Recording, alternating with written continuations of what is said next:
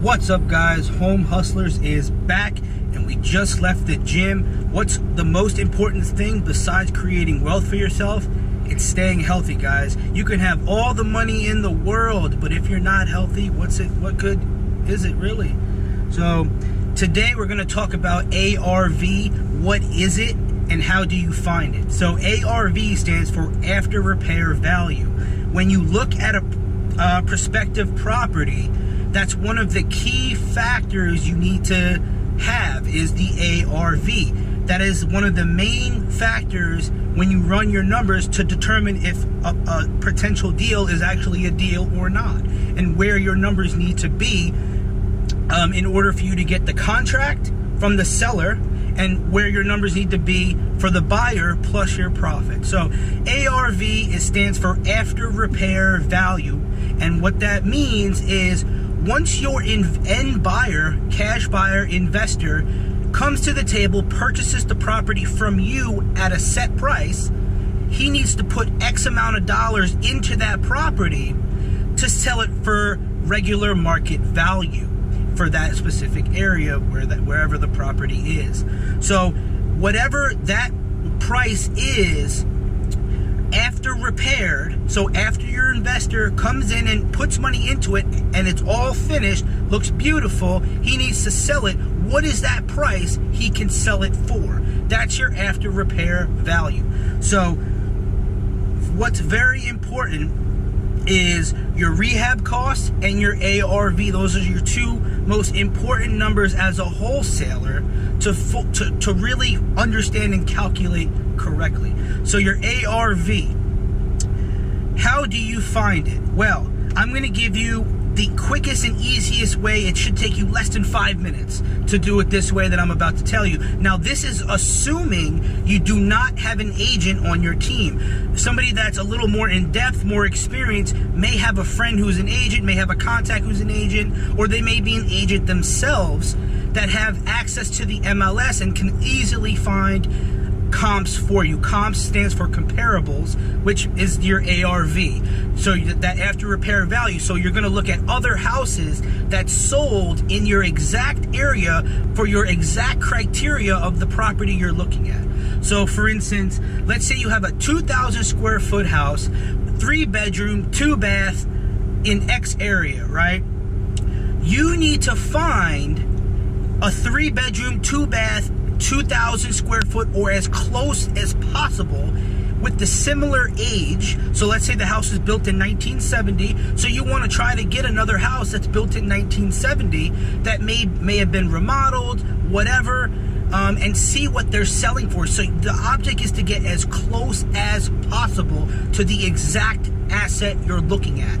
So once you determine the ARV, now you can plug that number accurately. You can say with confidence to your cash buyer or investor, here is what you can sell it for, and everybody is happy.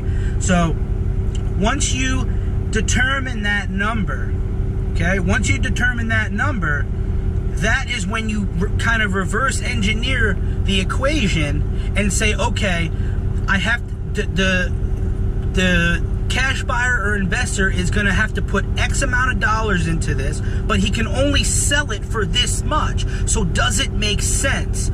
If it does make sense, I have to get this particular asset under contract from the seller for this specific price, plus my fee, whatever I'm charging, right? Could be $5,000, could be $20,000, could be $50,000, plus my fee, so the end buyer can buy it from me, put his repair costs into it that we calculated, and still sell it and make a profit for the end value, the ARV. So that is where it comes into play.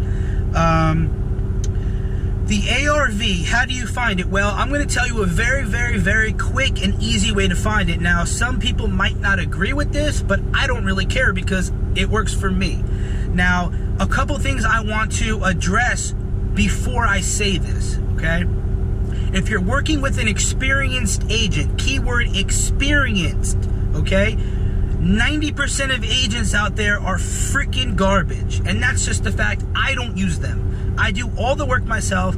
I rarely ever directly deal with agents, and if I do deal with agents, it's dealing with them on an off-market asset where their company doesn't come into play. I always use my contracts, stuff like that. That's just my personal preference. I'm not knocking agents, but from my experience, it just hasn't worked well for me. So a couple parameters that you really need to focus on when searching for your after repair value or your comparables. One is, like I mentioned a few minutes ago, you need to have extremely accurate and similar criteria search. So you can't compare a 5-bedroom, 3-bath house to your prospective 3-bedroom, 2-bath house. You just can't compare those. The values are going to be totally different. Second is, you need to understand the area that you're working in. Now, this really, for me, I'm in South Florida, so we have a lot of coastal areas, a lot of areas with water, a lot of intercoastals, canals, rivers. So places will be more valuable in specific areas, and you go 2 streets to the left, 2 streets to the right, completely different prices for the same style, same square footage, same year house. So there could be a huge gap in price when you go 100 yards this way or 100 yards this way in the value of homes if you're by the water, and that's something you need to be very aware of. So if you live by the water or your area that you're working in is by the water, you need to really take into account, hey, I'm looking at the ARV, but this house is this far away and it's by the water, so this might not be the most accurate ARV I can find. This might not be the most accurate comp I can find. Now, one of the keys is that people like to say is you have to stay within a mile, and a mile is really the maximum, because once you get outside of a mile, it becomes inaccurate for that area. Also, to break it down even further is, if you're looking at a potential property that's within its own subdivision, you need to stay inside that subdivision, okay? You need to stay inside that subdivision. You can't go across the street. You can't go down the street, because values change. Values of homes change drastically. I grew up in New York, and just where I grew up, on the same street, less than a mile away, on the left side of the train tracks, $1 million homes. On the right side was the ghetto, on the same street. And that's just how it is. So if you are running comps in that area that I just described, you can't take a house in the ghetto and say it's worth $600,000, because it's just not true.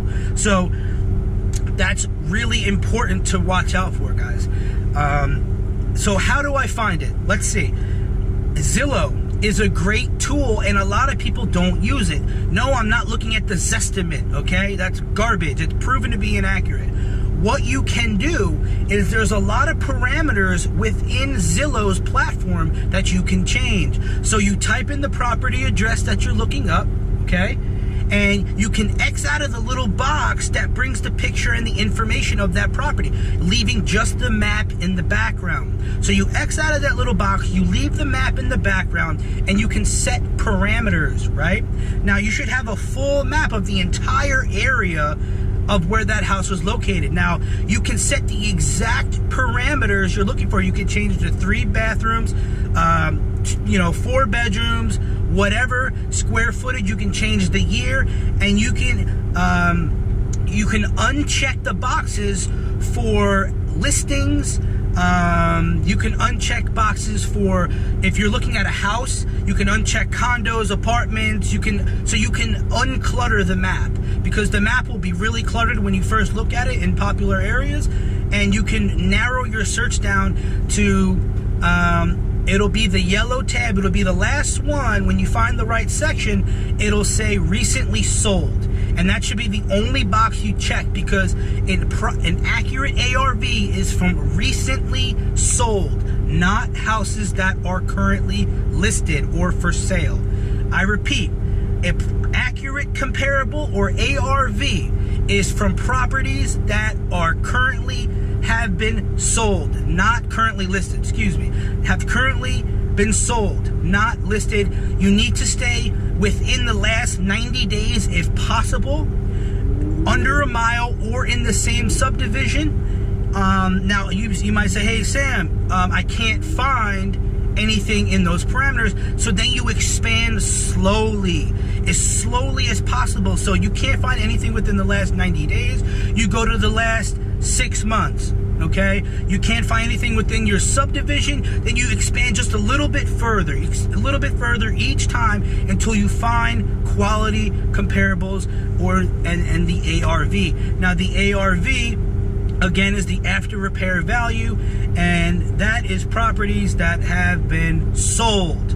I repeat one more time, the ARV is properties that have been sold already. So that is what the market has been paying for what you are trying to acquire, for your asset that you're looking at. That is the market value. I don't care what is listed, what a similar property could be listed for. I can list my house right now for $10 million and somebody might only buy it for $5 million. So it doesn't matter what things are listed for, it only matters what they are sold for. That is very, very important. Do not send your cash buyer or investor comparables on a property that are currently for sale. You are going to look stupid. Do not do it. Do not send Zestimates either, because Zestimates are proven to be wrong. I believe they're actually involved in some type of lawsuit, but I could be wrong. I don't really care. So yeah, very, very simple, guys. Once you get the hang of it, there are also other websites, Find Comps Now, and other things you can do. You can compare several different websites. There's a lot of main ones, and once you start researching, you'll see Realtor.com, Trulia, Zillow, HomeSnap. There's a lot of different websites that you'll repeatedly see, and you can compare and contrast. Once you do it enough times, you'll really be able to understand your area, and you'll really be able to find comps very quickly. It shouldn't take you any more than 5 or 10 minutes. And that's really it, guys. I will see you guys next video.